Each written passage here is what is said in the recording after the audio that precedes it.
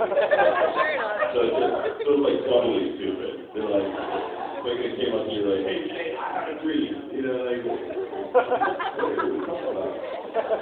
Do it, but don't do it, just do it normal. Do it, wait till I have my camera ready. Look, it's really weird. I've met actually more people through a video screen than I've met face to face, I think, now. I was wondering this morning if, like, in the future, we actually won't look each other in the eye, we'll just hold our phones up. Yeah, I'd like to introduce myself to you. Like, if you stare right into this and do it, please. I'm Chris Sabat. I'm a voice actor from Dallas. I have a studio called Overtron 5000, and you've read my really impressive bio by now. I wrote that on my computer. Oh, yeah. Yeah, it's really sweet. Computers are epic. I totally use my computer all the time. Woo! You guys should get one. They're so cool. You should play games on them and stuff. This is awesome because it's the reason I'm coughing is because for a whole week I was sick until right before I came here, so it was just destined to feel better. So let me start my long, just glorious history that I've had in this business. In 1998, I was going to college at the University of North Texas while you guys, some of you were being conceived and born. And I was in an astronomy class when I got a call on my cell phone, which was about this big. And it was from a friend of mine, and her name was Carly Hunter. It still is. I mean, she's still alive. Her name was Carly Hunter, and she used to, and still does, work for this little tiny company where they took this Japanese cartoon and called Dragonball. And people working out there, and she worked out in the office, and she used to paint panties and stuff out of frames, and she's the one that had to draw the H and the F and the I and the L onto everybody's shirts and stuff. And at the time, you know, this was when Dragonball only was running, like way super early in the morning, like 5 o'clock in the morning. Oh yeah. Which they found out that a surprising number of the people you would expect to watch it, like little kids and so forth, would watch this weird show on public television at 5 o'clock in the morning. But also they found a really high percentage of extremely old people. Because those are the people that are up at 5 o'clock in the morning. So like, the elderly and children are watching Dragonball. And but this girl had this job, like editing and rotoscoping footage there, and I used to ask her all the time, I'm like, I want you to just get me a videotape of just only the footage you've taken out. That's all I want. Like, I just want to get that. I didn't know what Dragonball was, really. I knew it was Japanese animation, but I hadn't really put the pieces together yet. At that point, I'd only seen, like, Ghost in the Shell and Akira and this was the North Star, and, like, the Jap animation titles that you were supposed to see at that time, because that's what we called it back then, Jap animation, which is classic. And so, yeah, I got this call and I was in astronomy class and they said, hey, you do voice stuff, right? I'm like, yeah, I do. Well, we're having these auditions for that show that I've been working on. I'm like, really? Okay, that'd be cool. So I leave class and I go out and audition for this thing. And it's in a bank building, and I'm talking on a microphone about very much like this one in front of like 2 people. And they record me on a cassette tape, and I leave. And about a month later, they're like, hey, you got the part of this guy named Yamcha in this movie store on this show called Sleeping Princess and Devil's Castle. It's like one of the, I don't know if you guys ever saw that Dragonball. Really old. If you can find that now, I would love, actually, I need to go back and watch it. That's the very first Japanese animation I ever did any voices on.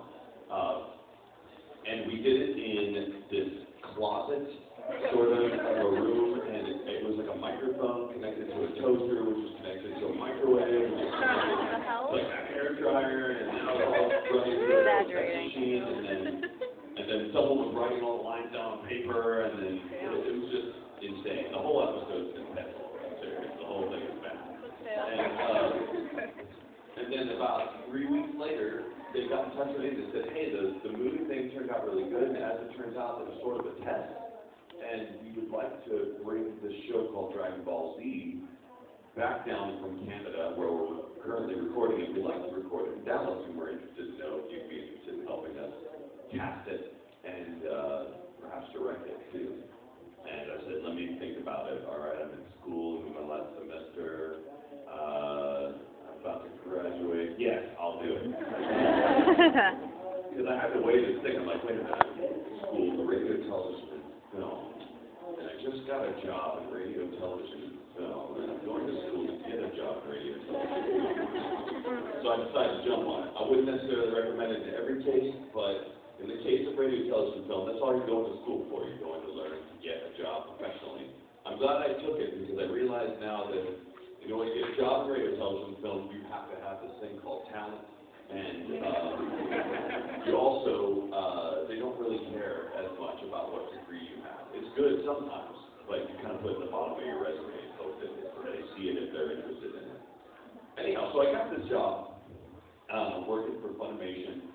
And at the time, Funimation didn't have a lot of money, and it's really expensive to dub anime, believe it or not, because unlike a show like Simpsons or South Park or something like that, where the actors are expensive because they're super talented, they've been doing it forever, and they make those shows, anime takes forever to dub. It takes me, sometimes in one episode it could take 3-4 hours just to dub my one part in that one episode, just Vegeta in a single episode. And it takes just as long to dub, maybe Piccolo in the same episode. And you add all those characters up and it takes 3-4 days just to record a single episode of anime.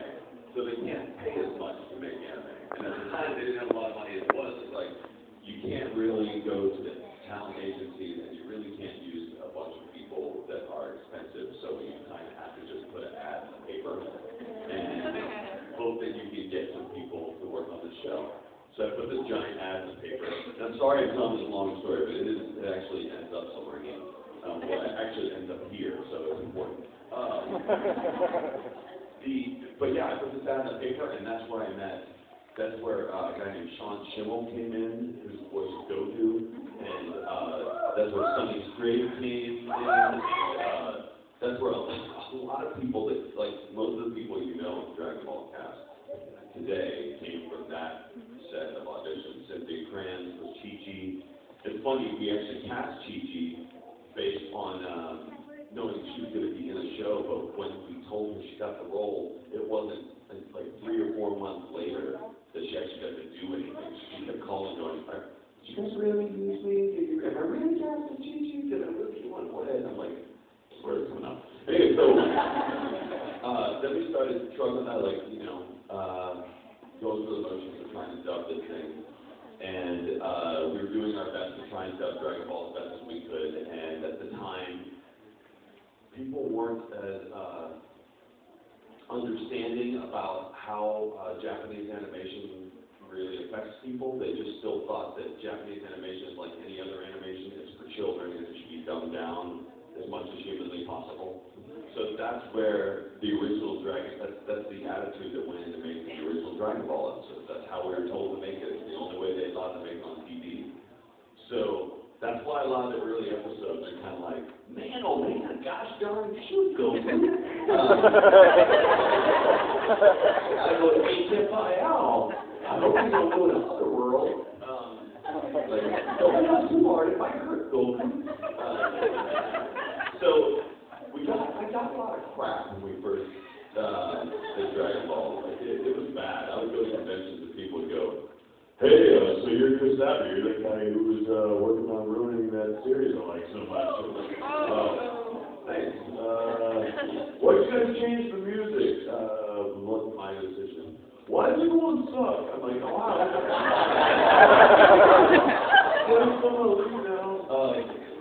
But that was, as I said, a really, really long time ago. So, because there there weren't too many people that I could find that early cast. I mean, we called in 500, 1,000 people in to cattle call audition for Dragonball, and I was one of maybe 2 guys with low voices that came into audition for it. And maybe there were only about 11 people that we found out of all those 1,000 people that actually could do this stuff. But some people were just like gardeners and plumbers, and no offense to Mario, but all sorts of random people came in to do this. And so I of course put in my own auditions for stuff too. And when we cast it, the producers were all going through these tapes, and they were saying, all right, we want this person for this person. And they go, Chris, we want this guy here to play Vegeta. I'm like, well, that's me. And they, all right, cool, we're Vegeta. Like, we want this person here to play Piccolo. I'm like, well, that's me too. Right? Okay. This one for the Dragons. I'm like, well, that was me also. Dawes, Mez, Raccoon, Jace, Burger.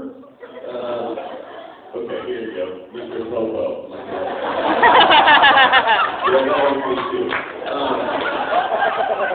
So you know, I have been given some crap for taking a lot of voices on that show, but at the time I didn't have much of a choice, and as you know, Dragonball is such a huge show. And there's so many characters. There's over 9,000 characters.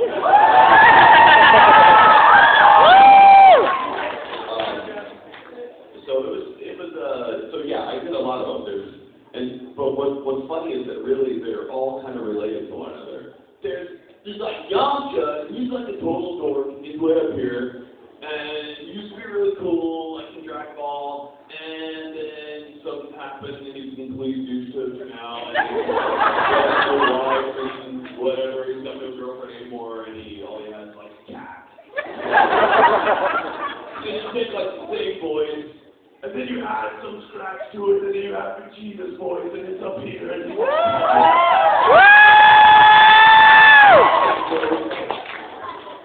and then you go down here, and that's pretty cool. You think anything. You gotta drive the bus a little bit, sort of.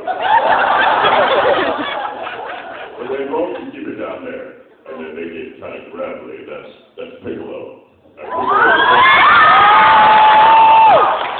There's only God as himself Gohan wants to. Gohan, go! Gohan, stay! What? Dodge! Climb down! Yes, Team 4-star. Brilliant. But yeah, so that's where I started. And then right after that show, we worked on Dragonball for a billion years. Like, it just seemed like so long that we worked on Dragonball for 5 years. And then finally we got this show called, like, Yeehaw! Second show I ever worked on, and Justin was good. And then I played this guy named Tupara. He had this single feeling, and he loves you too. And it's actually so interesting. A lot of people really still love that show. Like, it's Yes! Yes! I would love there to be a Yu Yu Hakusho tie. Would that make sense? You know? Yes! I would love to see that show like given another dub opportunity, because I think it was really, really a fun show. And I'll mention it to them. Hey, hold on, let me call Justin real quick. Hold on. Hey, Justin, so awesome. I have your number. Let's see. And then we worked on Lupin the Third, which I know you guys gave me a hard time. It was like Lupin, okay? So I said Lupin, and we called it Lupin, and it's my fault. And I'm sorry. It's supposed to be Rupon, I know. Or Lupin, or whatever you want to call it. But I played Jigen in that. I don't know if you guys remember that show. So I'm used to playing all these tough guys, the bad guys, villains, people who beat each other up and punch each other in the ass and stuff like that. And And then this other show came up, and Justin was like, "I've got a perfect role for you." I'm like, "Sweet. What size sword does he have?" This one doesn't have a sword. I'm like, "Oh, sweet." But so he does transform, right? Like huge muscles, right? Because I'm ready. And like, no, it's not that character. Actually, this guy, he's sort of the president of the student council. What? Oh, so he's super popular, yeah. So he's a jock. No. He dresses in women's clothing. Oh,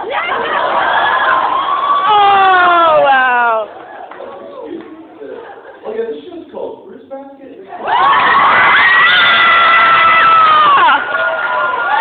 Yes! Oh!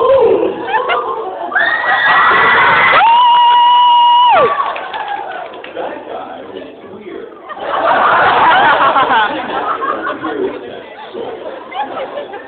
They are such good in there.